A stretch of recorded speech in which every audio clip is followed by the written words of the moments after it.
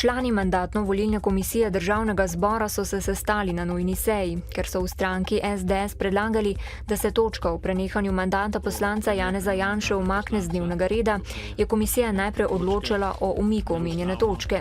S 13 glasovi proti in enim glasom za so predlog SDS zavrnili. Tako so razpravljali o prenehanju poslanskega mandata Janši, ki prestaja 2-letno zaporno kazen. Člani komisije so se odločili, da danes o tem še ne bodo glasovali. Odločili bodo drugič, saj želijo pred odločitvijo pridobiti nova pravna mnenja.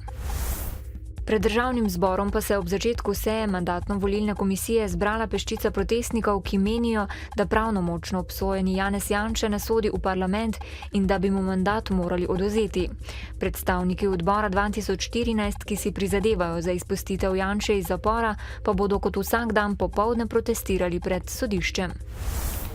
Z letošnjo proizvodnjo električne energije so več kot zadovoljni v Dravskih elektrarnah, kjer upravljajo z 8 hidroelektrarnami na reki Dravi, s 3 malimi hidroelektrarnami in 4 sončnimi elektrarnami.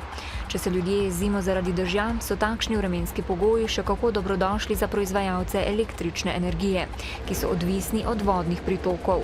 V Dravskih elektrarnah ocenjujejo, da bo letošnje leto celo rekordno. Samo za Dravske elektrarne, če povem, smo nekje sedaj na 150% izpolnitve letnega načrta, tako da na Dravskih elektrarnah celo pričakujemo, da bomo konec avgusta oziroma prve dni septembra že izpolnili letni načrt proizvodnje. In glede na trend naprej pričakujemo letos rekordno proizvodnjo. Do sedaj je bilo rekordno leto 2009, ampak mislim, da bo še letos še prekoslo to leto. Slovenski državni holding je sprejel strateški razvojni program Pošte Slovenije do leta 2017.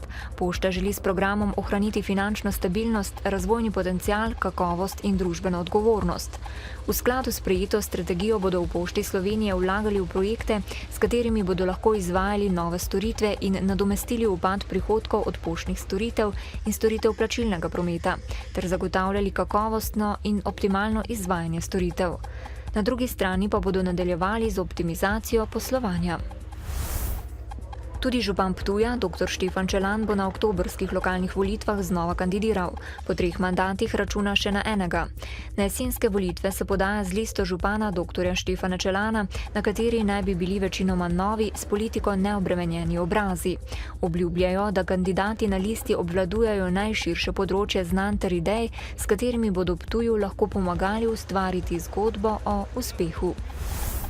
Nogometaši Maribora bodo v 4. predkrogu Lige prvakov igrali proti Celtiku iz Glasgowa. Tako je določil današnji žreb na sedežu Evropske nogometne zveze.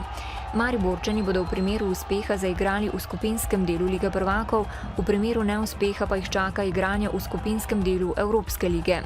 Prve tekme bodo na sporedu 19. in 20., povratne pa 26. in 27. avgusta. Tudi jutri bo večinoma sončno, verjetnost vročinskih neviht bo majhna. Pihati bo začel jugozahodni veter.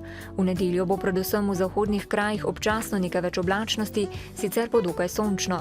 V ponedeljek bo v južni in vzhodni Sloveniji večji del dneva še sončno in vroče, drugod bo popoldne oblačnost naraščala. Proti večeru se bodo od severozahoda začele pojavljati plohe in nevihte, ki bodo v noči na torek zajele večji del Slovenije. V dnevniku televizije Maribor ne zamudite. Mariborski župan Fištrovec se prvič odziva na kazenski ovadbi. V Srbiji je prostore mariborskega podjetja z zasebnimi varnostniki zasedel najemnik, ki mu je pogodba o najemu že potekla. Stečajna upraviteljica Vinega si še vedno prizadeva prodati premoženje podjetja v celoti.